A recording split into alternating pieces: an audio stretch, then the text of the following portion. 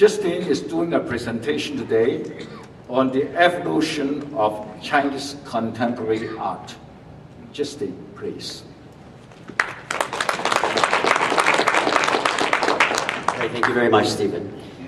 So it is interesting that the AGO was mentioned a couple of times, and it is true that they still don't understand Chinese art. However, they understand controversy, and they understand money. So they did have one Chinese art exhibit, which was Ai Weiwei's, and they didn't really understand the art, but they knew that it would draw a very large crowd. So, unfortunately, when it comes to art and exhibits and the business of art, sometimes when you look at galleries and even the Royal Ontario Museum, they have to balance the content and the validity of the content with whether popular culture is interested enough to pay $20, $30 to go and see it for a few hours. So that very often becomes the problem with art. We run into the same problem when it comes to Asian performance. Some of it is great talent, but there's just not a huge consumer demand for it. And at the end of the day, if you book a large theater like Roy Thomson Hall or Sony Center, you do have a lot of bills at the end of the show. So I am going to speak today about the evolution of Chinese contemporary art, but not so much from a technical standpoint, but I'm going to speak about it from the standpoint that very few people speak about, and most artists, in fact many Western artists and pure artists, don't like to talk about the business of art and the money of art and what drives the engine of art. And I have learned a lot about Chinese contemporary art over the last few years.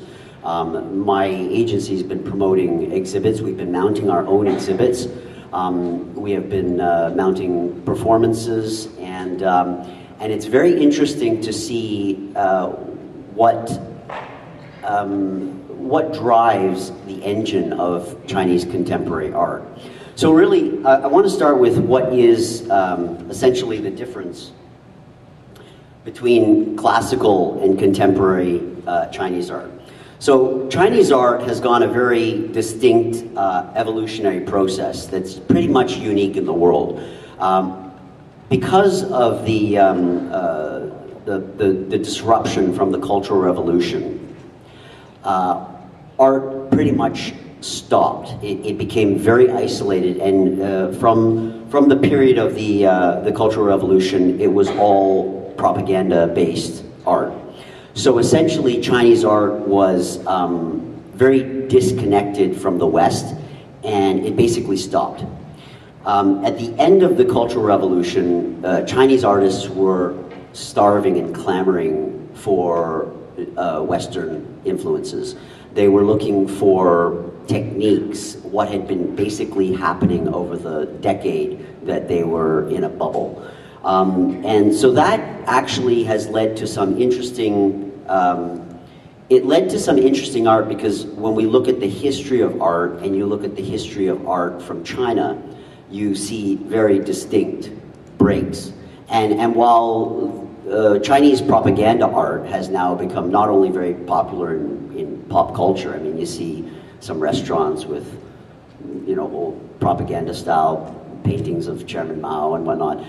That is an art form in itself, but the actual contemporary, the actual evolution of art was discontinued.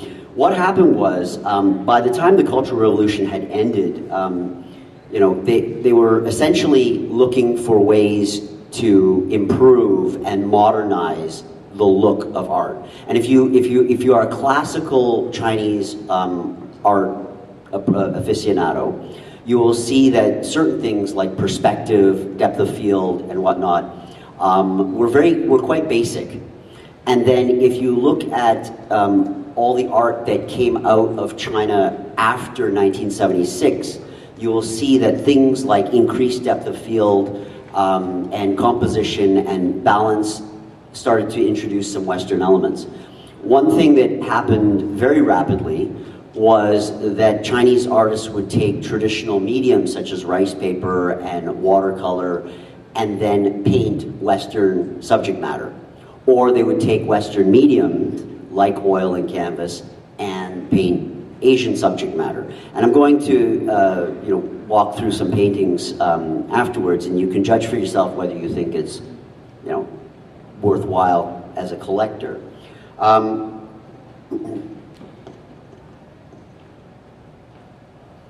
So in fact, what has happened with Chinese contemporary art that a lot of people in the West don't get, and I totally understand why a very reputable, world-renowned gallery like AGO would be a little cautious, is that they don't understand how some of these paintings that are painted in the last decade by artists who are still very well and alive are going for values that far exceed their Western counterparts during the same artistic development. You have some artists that have only been painting for 10 years and their paintings are going for millions of renminbi.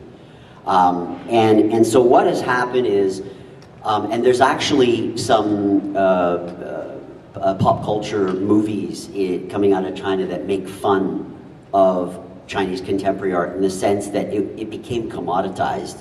And a lot of, as a lot of things like real estate and things like that in China, speculators got involved, and that messed up the whole value. So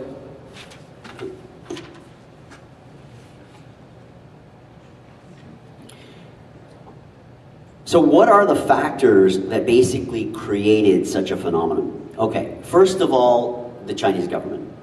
So when China started to open up, the Chinese government had enlisted very world-renowned auction houses like Christie's and Sotheby's to come into China and start picking up, now some of this was not contemporaries. We're talking about large tapestries and whatnot from Tibet and other Asian minorities, and they started to auction them. And they were getting their Western appraisers to put very high valuations on some of this art. So that basically started to establish the value.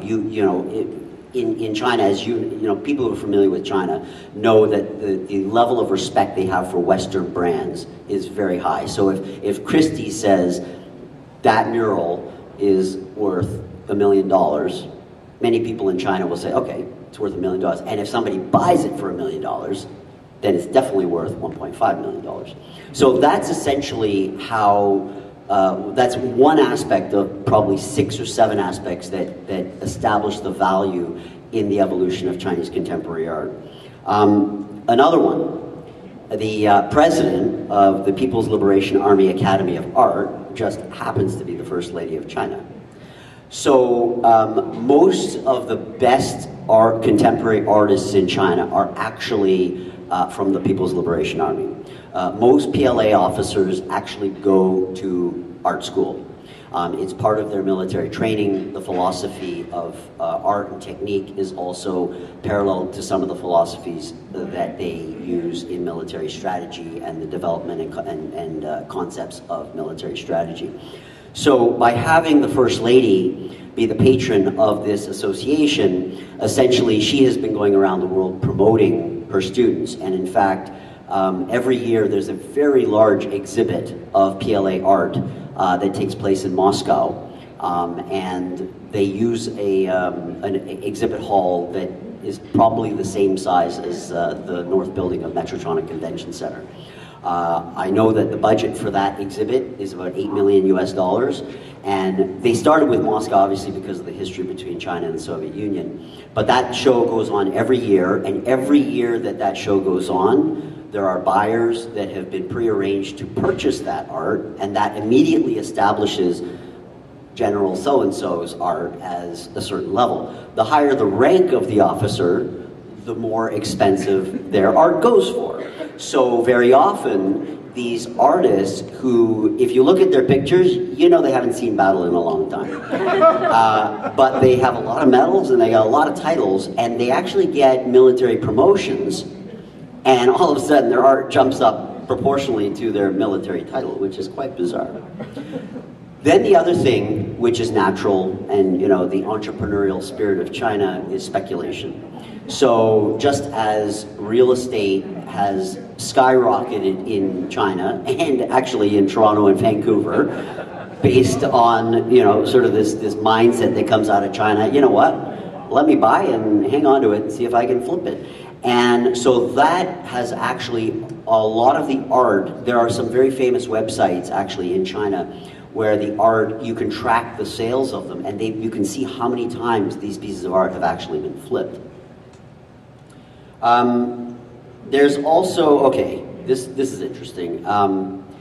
There's also a phenomenon in China. Now this I've never heard of in any other part of the world. Everybody's familiar with like how Disney creates pop stars. So they will take 4 kids that can reasonably sing and dance, and they'll create 4 groups, tell them to each record a song and a video, pump it through the Disney Channel, and whichever ones the kids like the most, that's the music they will promote, talent or no talent. I would say they're all reasonably talented, right? And some of them will stand on their own merit, like a Selena Gomez, or some of them won't, and they fail as soon as Disney stops promoting them. But this is exactly what's happening with a lot of Chinese artists, believe it or not. There's many instances of a group of business people getting together. They will go up to an artist who can paint reasonably well and say, you know what, we're going to pay you a salary, $200,000 US a year, and you're going to crank out 20, 30 paintings a year for us. And what they will do is they will hold back those paintings. At the right time, they will do an exhibit, and they will have lined up many of their business partners to purchase those paintings at an established value. Now that money might even be coming from themselves. They purchase those at established value, flip it twice, and then they get onto the log as those paintings being at that value. That's happening rampantly in China, actually. And they will hold them back and control the release of those, similar to what De Beers does with diamonds. They will basically hold them back. Now,